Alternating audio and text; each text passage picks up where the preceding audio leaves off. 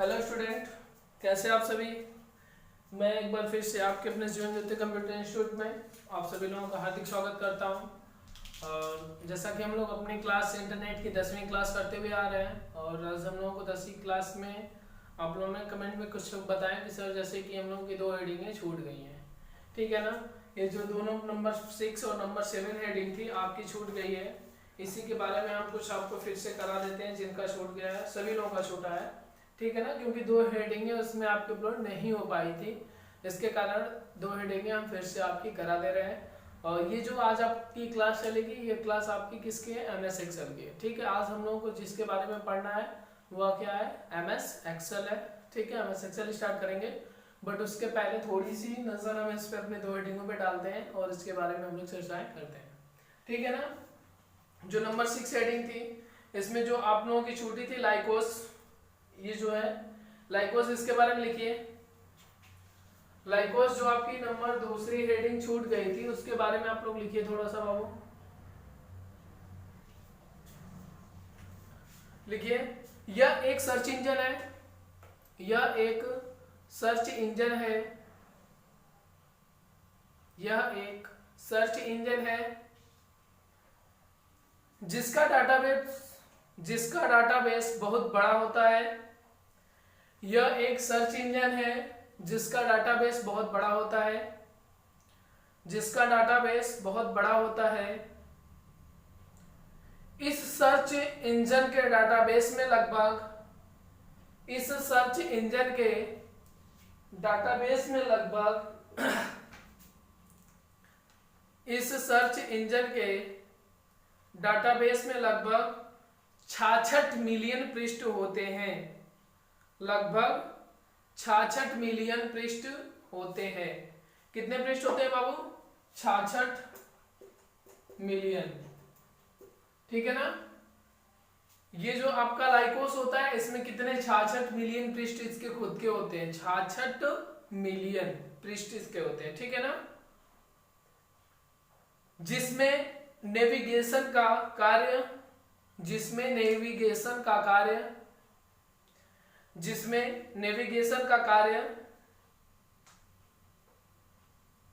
जिसमें नेविगेशन का कार्य एक वेब रोबोट द्वारा होता है, जिसमें नेविगेशन का कार्य एक वेब रोबोट द्वारा होता है।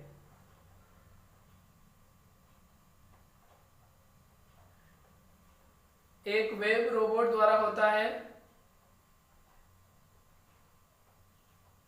यह मुख्य सर्च इंजन है, यह मुख्य सर्च इंजन है,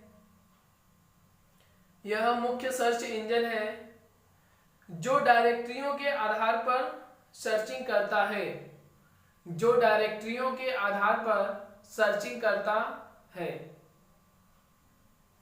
ठीक है ना। यहां तक हो गया। जो डायरेक्टरियों के आधार पर सर्चिंग करता है, ठीक है। नंबर 7वां हेडिंग डाल दीजिए आप लोग, dog pile. Dog pile, dog pile, number 7वीं जो हेडिंग आपकी डॉग पाइल, लिखिए उसमें बाबू। यह एक मेटा सर्च इंजन है, यह एक मेटा सर्च इंजन है। यह अपने परिणाम को अन्य सर्च इंजन जैसे यह अपने परिणाम को अन्य सर्च इंजन जैसे यह अपने परिणाम को अन्य सर्च इंजन जैसे गूगल कॉमा याहू कॉमा आदि से सूचना लेकर दिखाता है, आदि से सूचना लेकर दिखाता है, आदि से सूचना लेकर दिखाता है। यह सर्च इंजन बहुत पुराना है, यह सर्च इंजन बहुत पुराना है, ठीक है ना। यहां तक आपके हो गए। ये आपके जो आपका बचा था लाइकोस और उसके बाद जो डॉग पाइल, ये दोनों आज यहाँ पे आपके खत्म हुए। ठीक है ना। अब हम लोगों को जो अगली क्लास अपनी करनी है, जो हम लोगों को आगे पढ़ना है, वह क्या पढ़ना है बाबू? MS Excel. ठीक है ना। अब पहले हम लोग MS एक्सेल के बारे में जानेंगे कि MS एक्सेल होता क्या है, MS एक्सेल के कार्य क्या क्या हैं और इनका प्रयोग कहां कहां पे किया जाता है।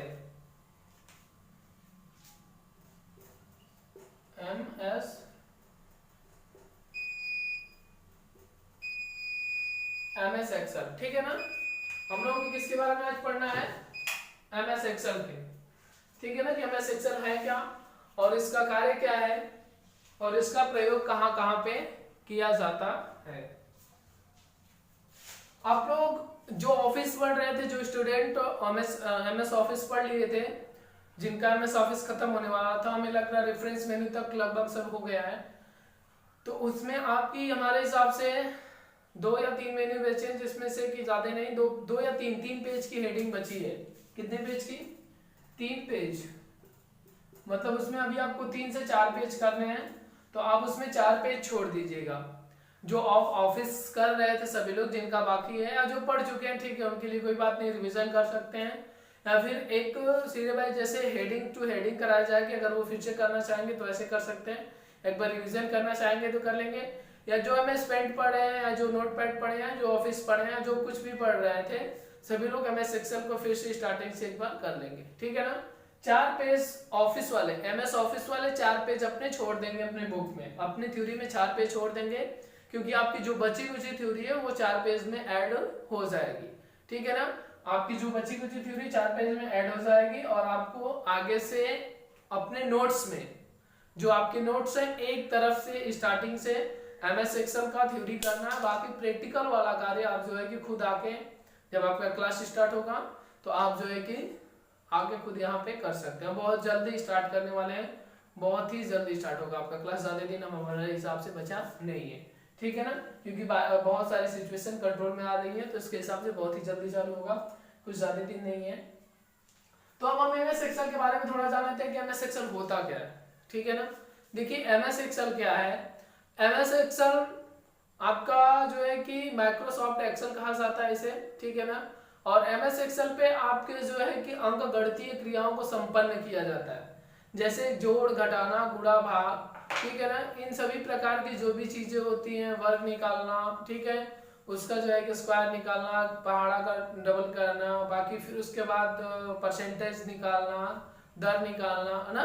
तो इन सभी चीजों को जैसे अकाउंटिंग, फाइनेंशियल कार्य जो होता है MS एक्सेल पे अधिकतर किया जाता है। ठीक है ना। उसके माध्यम से भी, MS एक्सेल के माध्यम से भी क्या किया जाता है? किया जाता है। तो उसी के बारे में हम लोग आज क्या करेंगे? चर्चाएं करेंगे और उसके बारे में पढ़ेंगे। सभी लोग अपने बुक में हेडिंग डाल दीजिए, एक्सेल, MS एक्सेल ऐसे हेडिंग डालिए, उसके बाद यहाँ पे हेडिंग डाल दीजिए, इस जगह एक्सेल हेडिंग डालिए और उसके में लिखिए थोड़ा सा, आप लोग लिखिए, जिस प्रकार हम जिस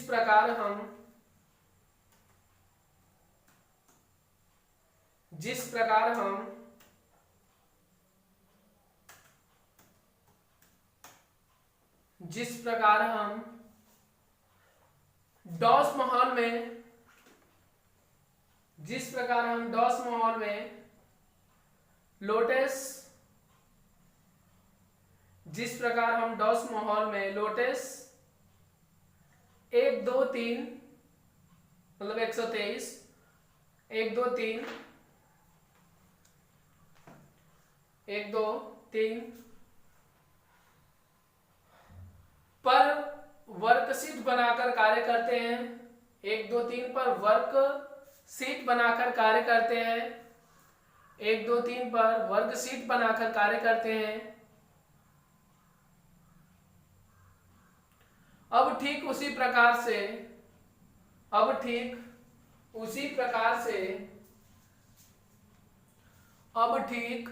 उसी प्रकार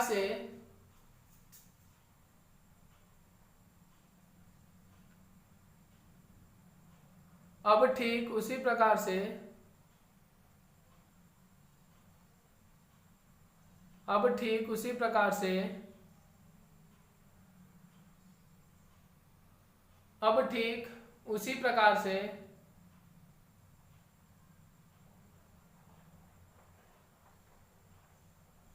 अब ठीक उसी प्रकार से विंडोज के वातावरण में एमएस एक्सेल सॉफ्टवेयर का अब ठीक उसी प्रकार से विंडोज के वातावरण में एमएस एक्सेल सॉफ्टवेयर का विंडोज के वातावरण में एमएस एक्सेल सॉफ्टवेयर का प्रयोग करके एमएस एक्सेल सॉफ्टवेयर का प्रयोग करके वर्कशीट बना सकते हैं। एमएस एक्सेल सॉफ्टवेयर का प्रयोग करके वर्कशीट बना सकते हैं।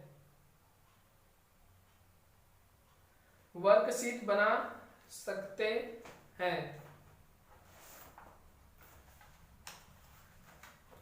वर्कशीट क्या कर सकते हैं बाबू? बना सकते हैं।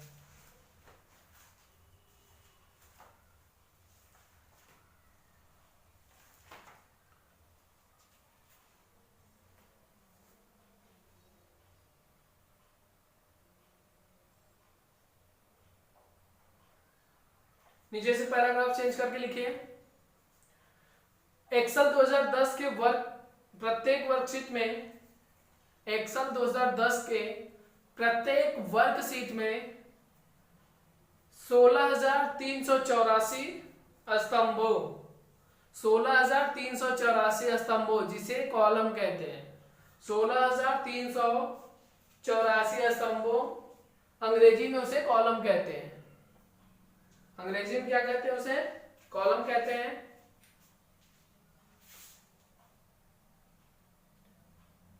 कॉलम होते हैं और 10,48,576 और 10,48,576 10,48,576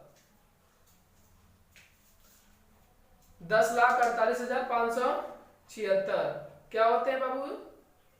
10,48,576 आपकी पंक्तियां जिसे रो कहते हैं। ठीक है ना?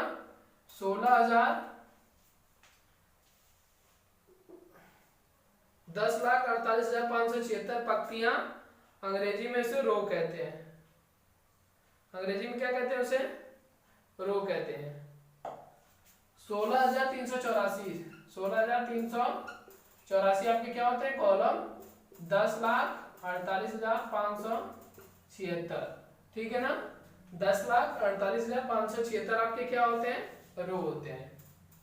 इसे स्तंभ कहते हैं और इसे क्या कहते हैं? पंक्तियां। ठीक है ना? हिंदी में इसे स्तंभ कहते हैं, इसे पंक्तियां कहते हैं और इसे अंग्रेजी में कॉलम कहते हैं और इसे क्या कहते हैं? रो कहते हैं। ये विंडोज, ये एक्सेल, ये 2010 के हिसाब से है। किसके हिसाब से बाबू? एक्सेल 2010 के हिसाब से है। ठीक है ना? तथा प्रत्येक सीट में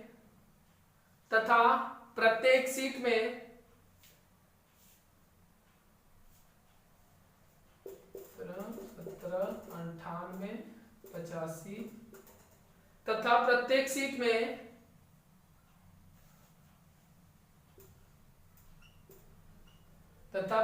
सीट में सेल होते हैं, खाने जिसे खाने कहते हैं। ठीक है ना? ये जो खाना होता है खाने, और अंग्रेजी में से क्या कहते हैं? सेल। ठीक है ना? ये जो ऐसे एमएस एक्सेल बनता है ना, ये एमएस एक्सेल होता है। ठीक है ना? तो ये जो उसका भाग होता है इसे सेल कहते हैं। क्या कहते हैं? इसे सेल। तो इसकी संख्या जो है कि 17, 17, 98, 85, 568 होती है। ठीक है ना? किसकी संख्या? सेलों की संख्या। वो भी किसके हिसाब से बाबू? विंडोज एक्सेल 2010 के हिसाब से। किसके हिसाब से? एक्सेल 2010 के हिसाब से। ठीक है ना? कॉलमों की संख्या 16,384, रो की संख्या 10,48,576 और सेलों की संख्या 17, 17, 98। जैसे इसे कह सकते हैं इकाई, दहाई, सैकड़ा, हजार, 10 लाख, 10 लाख, करोड़, 10 करोड़, अरब, 10 अरब, 17 अरब, ऐसे आप कर सकते हैं आगे बढ़ा के, से जितना करना होगा आपको आप काउंट कर लेंगे, मालूम हो जाएगा आपको कि कितना है। ठीक है, इतने होते हैं। जबकि एक्सेल 2003 के प्रत्येक वर्कशीट में, जबकि इसे मिटा दे रहे हैं, इसे कर लीजिएगा आप लोग आगे, उसमें लिखिए जबकि एक्सेल 2003 के हिसाब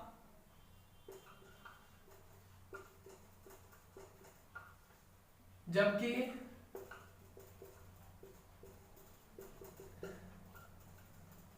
एक्सेल 2003 के प्रत्येक वर्कशीट में,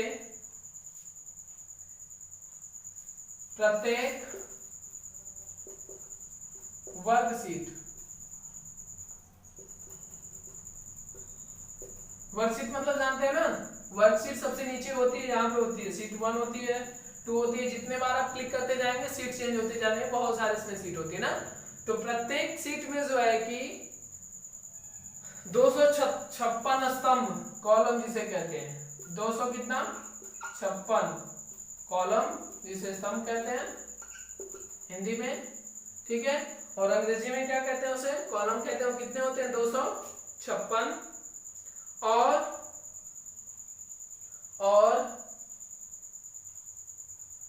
65,536,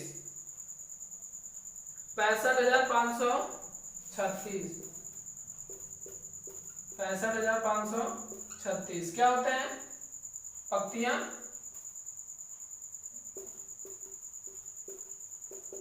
जिसे क्या कहते हैं बाबू, ये आपका कॉलम हो गया, तो ये आपका क्या हो जाएगा, रो। ठीक है ना, ये आपका क्या हो गया, कॉलम हो गया। 256 कॉलम होते हैं, और 65,536 क्या होती है, पंक्तियां होती हैं। ठीक है ना, तथा प्रत्येक सीट में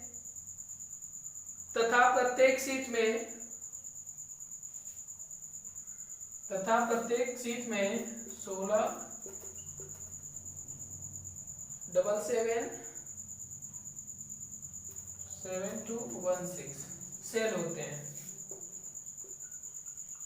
जिसे खाने कहते हैं। हिंदी में खाना कहते हैं, और अंग्रेजी में क्या कहते हैं, इसे सेल कहते हैं। 16,77,7,216 क्या होते हैं, आपके सेल होते हैं। ठीक है ना, 16,77,07,216 क्या होते हैं, इसमें सेलों की संख्या होती है। ठीक है ना, जबकि इसमें नीचे कितना हो गया, ये आपका 2003 के अनुसार हो गया, और इसके पहले किसके अनुसार था, 2010, और ये 2003 हो गया। दोनों को आप नोट कर लीजिएगा। ठीक है ना, अब इसके बाद एमएस एक्सेल में नीचे से लिखिए पैराग्राफ चेंज करके,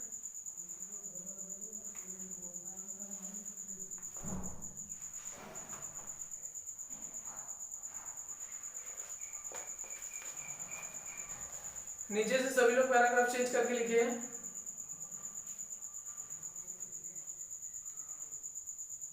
एमएस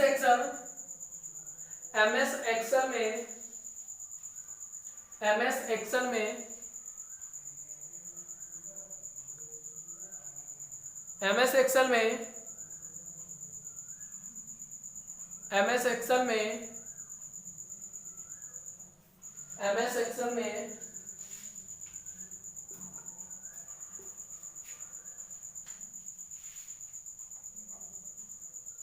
सात मेन्यू होते हैं। एमएस एक्सेल में 7 मेन्यू होते हैं।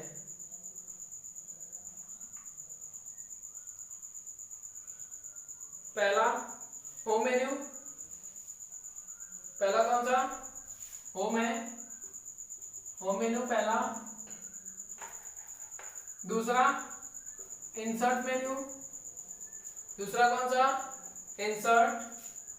तीसरा पेज लेआउट, चौथा फार्मूला। ठीक है, चौथा कौन सा आपका है, फार्मूला है। पांचवा कौन सा आपका, डाटा। छठा आपका रिव्यू और सातवां व्यू, रिव्यू और सातवां आपका व्यू। ये आपके साथ क्या होते हैं, मेन्यू होते हैं। पहला होम मेन्यू, दूसरा इंसर्ट मेन्यू, तीसरा पेज लेआउट मेन्यू, चौथा फार्मूला मेन्यू, पांचवा डाटा मेन्यू, छठा रिव्यू मेन्यू और सातवां व्यू मेन्यू। ठीक है ना। ये आपके मेन्यूओं की क्या होती है, संख्या होती है। किसमें, एमएस एक्सेल में, जो कि आप लोगों को पढ़ना है। ठीक है, देखिए एमएस एक्सेल, देखिए टॉप, सबसे टॉप टॉपिक है आपकी, यहाँ से स्टार्टिंग होती है आपकी टॉप टॉपिक। इसके बाद जब आप काउंटिंग पढ़ेंगे वो भी आपके लिए टफ होता है, वो भी एक आपके लिए टफ टॉपिक है। ठीक है ना। तो ये जो आपको एमएस एक्सेल का इंट्रोडक्शन है ये नॉर्मली है, बट इसके बाद जो फार्मूला आप स्टेप बाय स्टेप करते चले जाएंगे ये थोड़ा टफ होता है। ठीक है ना।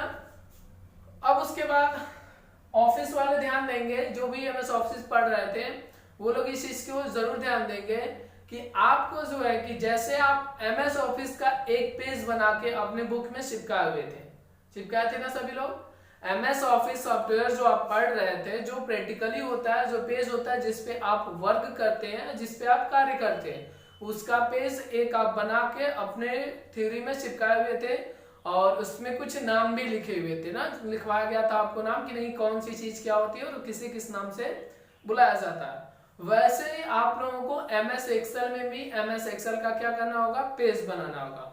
तो उसके लिए आप क्या करेंगे कि आप एक पेज वहां पे छोड़ देंगे, या इंट्रोडक्शन लिखने के बाद या उसके पहले भी आप चाहें तो एक पेज उसका छोड़ सकते हैं। ठीक है, या इंट्रोडक्शन लिखने के बाद भी आप एक पेज उसमें लगा सकते हैं, कोई दिक्कत नहीं। मतलब आप जितना चीजें हम लिखवाएं आपको, उसे लिखने के बाद भी आप एक पेज छोड़ सकते हैं, उसे कर सकते हैं।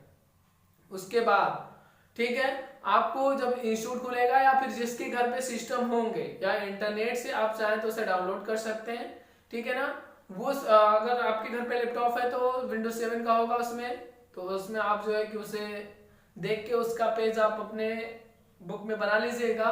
नहीं है, अगर आप फोन चला रहे हैं तो इंटरनेट से भी अगर आप चाहेंगे तो इंटरनेट से भी आपको मिल जाएगा। एमएस एक्सेल 2007 वर्क पेज डालेंगे तो आपका आ जाएगा। ठीक है, उससे आप बना कर रख लीजिएगा। अगर नाम मिलेगा तो नाम भी लिख लीजिएगा, नहीं मिलेगा तो जब इंस्टीट्यूट खुलेगा तो आप आएंगे तो हम उसे लिखवा देंगे। ठीक है, जिनका वो सब चीजें छूटेंगी। लेकिन एक चीज ध्यान है, पेज 100% होना चाहिए सबके बुक में। जो भी जिनका पेज छूटा रहेगा उसे आपको करना अनिवार्य है। ठीक है, उसके बाद हम आगे बढ़ते हैं इसमें, और आगे बढ़ते हुए यहाँ तक हो गया। मतलब हम लोगों का ये रो भी हो गए, कॉलम भी हो गए, सेल क्या होते हैं वो भी हमने बता दिया। ठीक है ना। और बाकी से 2010 का भी हो गया, 2003 का भी हो गया, मेन्यूओं की संख्या भी हो गई। यहां तक तो क्लियर हो गया। बाकी इसके बाद हम क्या करते हैं कि अभी हम जो है कि थ्योरी नहीं, अभी हम अब डायरेक्टली प्रैक्टिकल वाले क्लास पे जाएंगे। जैसे क्या होगा कि आप कहें सर जैसे कि होम मेन्यू के बारे में लिखवा दीजिए, इंसर्ट मेन्यू के बारे में, पेज लेआउट के बारे में, तो कुछ चीजें ऑफिस से मिलती जुलती हैं। इसमें आपको हमें ज्यादा से ज्यादा क्या पढ़ाना है मालूम है आपको? हमें अगर आप ज्यादा से ज्यादा आपको कुछ अगर पढ़ाना है तो वो चीजें क्या है, वो है आपके फार्मूला पढ़ाना है, डाटा, रिव्यू और व्यू। सिर्फ 4, इसमें भी ये 2 इंपॉर्टेंट है, फार्मूला और डाटा। बाकी ये सब भी आपके लगभग मिलते जुलते हैं ऑफिस से, और ये तीनों भी ऑफिस से मिलते जुलते हुए। तो आपको सिर्फ 2 पढ़ना है। तो इसकी वजह से हम लोग जो है कि आज जो है कि फार्मूले से स्टार्ट करेंगे ना। आज हम लोग जो है कि फार्मूला बनाएंगे। एक चीज ध्यान है, जिस प्रकार हम अगर नोट्स में बनाएंगे फार्मूला, आपके बुक पे उसी प्रकार नोट्स होना चाहिए। जो भी फार्मूला होगा उसी प्रकार आपको अपने बुक में बनाना होगा। ठीक है, तो यहाँ पे हम इसे मिटाते हैं। और एक चीज ध्यान रखो सभी लोग, जिनकी इंटरनेट की 10 क्लासें हो चुकी हैं, जो इंटरनेट की 10 क्लासें बना लिए हैं, वो सभी लोग अपने पर्सनल आईडी से हमें उसकी पिक पहले पेज की और लास्ट पेज की भेज देंगे। किसकी? जो इंटरनेट की 10 क्लास कर चुके हैं स्टूडेंट, वो अपनी पहले पेज की और सबसे लास्ट पेज की पिक लेके हमें व्हाट्सएप पे पर्सनल आईडी पे भेजेंगे, मतलब पर्सनल नंबर पे भेजेंगे, न कि इंस्टीट्यूट के ग्रुप में भेजेंगे। ठीक है, ताकि हम देख लें कि नहीं हमारे पढ़ने वाले कितने बच्चे हैं और नहीं पढ़ने वाले में कितने लोग आ रहे हैं। क्यों? क्योंकि जब इंस्टीट्यूट चालू होगा ना तो अभी स्टार्टिंग में कम लोगों को बुलाना है, तो उन्हीं के हिसाब से बुलाएंगे जिन्हें पढ़ने में ज्यादा इंटरेस्ट है। बाकी जिन्हें नहीं इंटरेस्ट है उन्हें थोड़ा कुछ टाइम बाद, 1 महीने, आधा महीने, 2 महीने बाद बुलाएंगे। बाकी जो इंटरेस्ट अपने दिखा रहे हैं पढ़ाई में उन्हें जो है कि पहले बुलाएंगे, ठीक है ना, ताकि उनका जो क्लास चल रहा है, बाकी जो उनकी पढ़ाई चल रही है वो उनकी कराती जा रहे हैं, ठीक है ना। तो इसमें हम क्या करते हैं, आगे आगे हम इसमें बनाते हैं रो और कॉलम बनाते हैं, ठीक है ना, रो और कॉलम बनाएंगे। यहाँ पे हम ऐसी लाइनिंग आप लोग खींच लीजिए, शायद आप लोगों को दिख नहीं रही होगी साफ, तो बना दे रहे इस हिसाब से,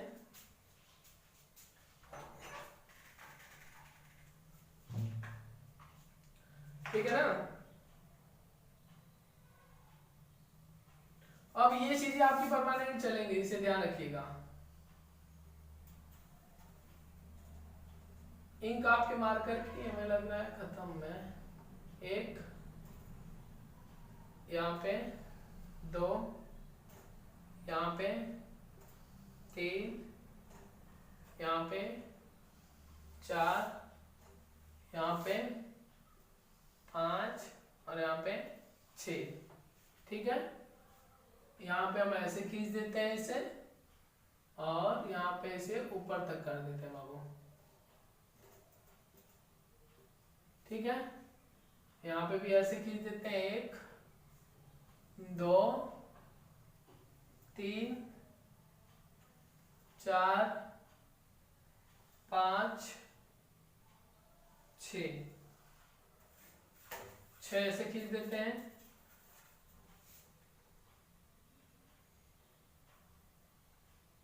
ठीक है। यहाँ पे आपका हो जाएगा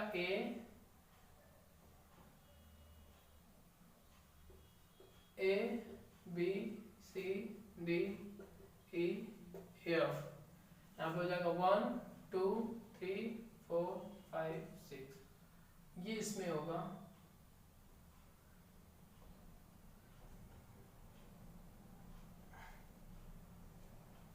यहाँ से इसमें हो जाएगा, ठीक है। यहाँ पे हो जाएगा 1 2 3 4 5 6, ठीक है।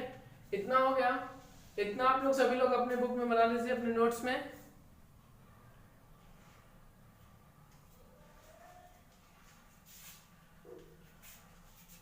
और इसमें मान लीजिए हम यहाँ पे क्या लिख रहे हैं, 4, यहाँ पे 4, यहाँ पे 4, यहाँ पे 3, यहाँ पे 5, यहाँ पे 2, यहाँ पे 7, यहाँ पे 1, यहाँ पे 3, यहाँ पे 0, यहाँ पे 1, यहाँ पे 3, यहाँ पे 2, यहाँ पे 1, ऐसे कर रहे हैं। अब इसमें हमारा सम का फार्मूला जो यूज करना है, सबसे पहले अगर एमएस एक्सेल में आपको पढ़ना है तो सम का फार्मूला हमने प्रैक्टिकली में बाबू आप लोगों को एक क्लास कराया एमएस एक्सेल का, ठीक है, बट हम उसे काउंट नहीं कर रहे हैं। आप लोग अगर चाहोगे तो आप घर पे बैठे हुए प्रैक्टिकल का भी और थ्योरी का दोनों क्लासेस आप कर सकते हैं। एमएस एक्सेल ऐसी टॉपिक है कि आप घर पे रह के दोनों चीजें कर सकते हैं, आप थ्योरी भी कर सकते हैं, प्रैक्टिकल भी कर सकते हैं। बाकी आप प्रैक्टिस आके खुद कर लेंगे बिना किसी टीचर की आपको जरूरत, आप समझ जाएंगे, सब चीजें सीख जाएंगे। हाँ बट मेहनत करेंगे तब, और बाकी ऐसे करने से कोई मतलब नहीं है, ठीक है। यहाँ पे आप बराबर करेंगे, बराबर के बाद SUM सभी लोग जानते हैं सम का फार्मूला होता है, ठीक है। अब इसके बाद आपको देखना है A, मान लीजिए हम यहाँ पे 1 डाल देते हैं, यहाँ पे कुछ डाल देते हैं, यहाँ पे भी कुछ डाल देते हैं, ठीक है ना। अब हमें देखना है A के नीचे है ना, तो यहाँ पे हम यहाँ पे A लिखते हैं, किसके सामने बाबू, 1 के सामने है, आप यहाँ पे 1 लिख दीजिएगा, ठीक है। अब उसके बाद हमें क्या देखना है,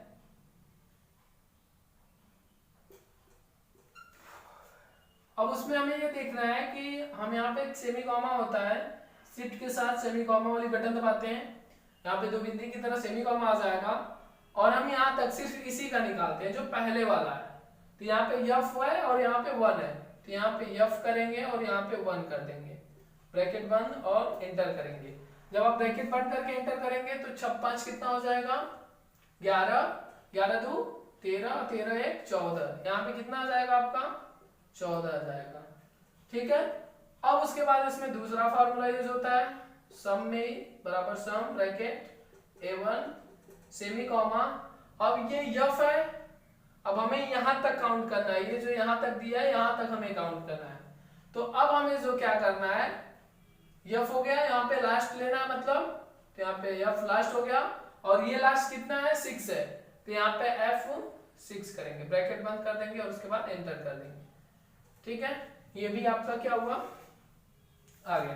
ठीक है ना, जो आंसर आएगा यहाँ पे शो कर देगा सभी संख्याओं का। देखिए पहले का मतलब हम लोगों ने निकाला, पहले सेल और पहले कॉलमों की संख्या हम लोगों ने सिर्फ ज्ञात किया है, मतलब A1 से लेके F1 तक पहला फार्मूला यूज हुआ है, और सब में ही दूसरा फार्मूला यूज हुआ है A1 से लेके F6 तक, A1 से लेके F6 तक, मतलब पूरे पेज की संख्या हमें क्या करनी है, ज्ञात करनी, कि उसमें जो संख्याएं हम लिखे हैं उन संख्याओं को जोड़ने के बाद उसका योग कितना आएगा, उसी के बारे में ये चीजें की गई हैं। ठीक है ना, तो यह किसका फार्मूला हो गया, सम का हो गया।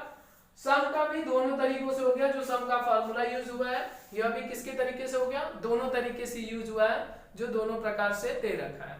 ठीक, पहली चीज, अब तो ये सम का हो गया। सम मतलब क्या होता है, जोड़ना, किसी भी संख्याओं को, किन्हीं भी संख्याओं को क्या करना, जोड़ना, 1 हो, 2 है, 4 है, 10 है, 20 है, सभी संख्याओं को आप इस प्रकार MS एक्सेल में जोड़ सकते हैं। A1 से लेके चाहे जितनी बड़ी संख्याएं हो, आप सिर्फ वो लिख के ब्रैकेट बंद करके इंटर करेंगे, वो हो जाएंगे। ठीक है, अब उसके बाद आप लोग इसमें नंबर दूसरा ऐसे ही बनाइएगा। ठीक है, और नंबर दूसरा बनाने के बाद संख्याएं वही रहेंगी जो हम इसमें डाल रहे हैं। यहाँ पे 11 हो गया, यहाँ पे 110 हो गया, यहाँ पे 130 हो गया, यहाँ पे 56 हो गया, यहाँ पे 230 हो गया, यहाँ पे 111 हो गया, यहाँ पे 560 हो गया, यहाँ पे 364 हो गया, यहाँ पे 330 हो गया, और यहाँ पे 1010 हो गया, और यहाँ पे 1 हो गया।